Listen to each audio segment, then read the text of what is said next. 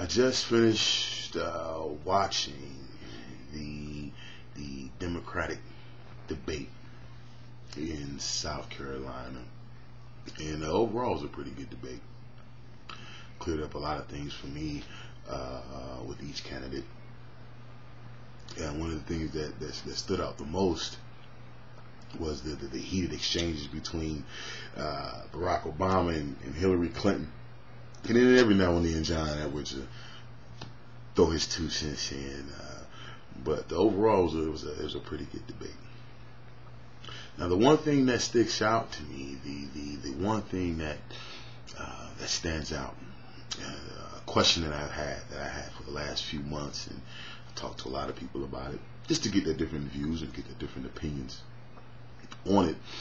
And it is why more blacks, why more a bigger portion of Black America, why they are not standing behind or backing Barack Obama.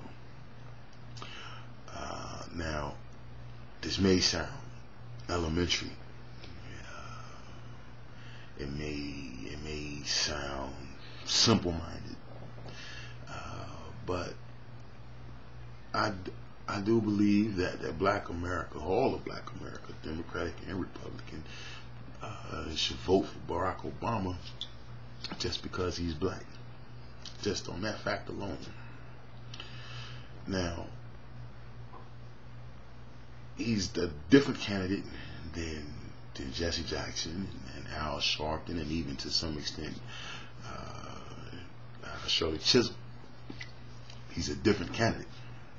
He has more on the ball, and he has a better. He's more in touch with America, especially white America, than those other candidates were. Now that doesn't take anything from them, because they tried to make their strides as well. They tried to do their things. They put their mark on things as well, and in some cases they have. And us as blacks in America should be grateful for that. But I was having a conversation earlier today, and I think there was a little bit of confusion. And I was talking to this particular brother, and he says that he thought that blacks gained the right to vote in 1965, which is untrue. Blacks gained the right to vote back in 1870 with the 15th Amendment. The 15th Amendment roughly states, that you have the right to vote regardless of race or color or previous servitudes. And previous servitudes means if you were a slave or not a slave, you still had the right to vote. But the difference is between 1870 and 1965, there was things put in place that almost prevented blacks from voting. They had the poll taxes. They had the voter intimidation, is what they call it now. And then they had the literacy tests that you had to take. That a lot of black folks back then couldn't pass those literacy tests. They couldn't afford to pay those poll taxes. And with the Ku Klux Klan and the White Knights and all those guys, they almost made it impossible for blacks in the South to go vote. And so in '65, what happened is Lyndon Johnson he signed the Voting Rights Act, and that got rid of the poll taxes, the literacy test, and of course the voter intimidation. And when I look at dude, that was just a little history lesson. But when I look at Barack Obama, when I talk to a lot of blacks that are for Hillary Clinton, they say, well, she's more experienced. Experienced at what? She's never been president. I mean, none of them have ever been president. None of them have ever been vice president.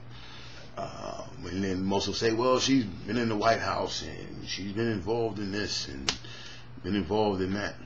So does that give her the upper hand? Does that make her more experienced? Barack Obama has touched things in politics that Hillary hasn't done as well. there's things that Barack has done that Hillary hasn't done.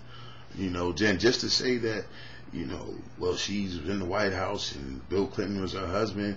I mean, that's no different than the CEO of a major corporation stepping down and his wife comes in and says, well, I can run it. I'm his wife. I've been living with him for the last 30 years.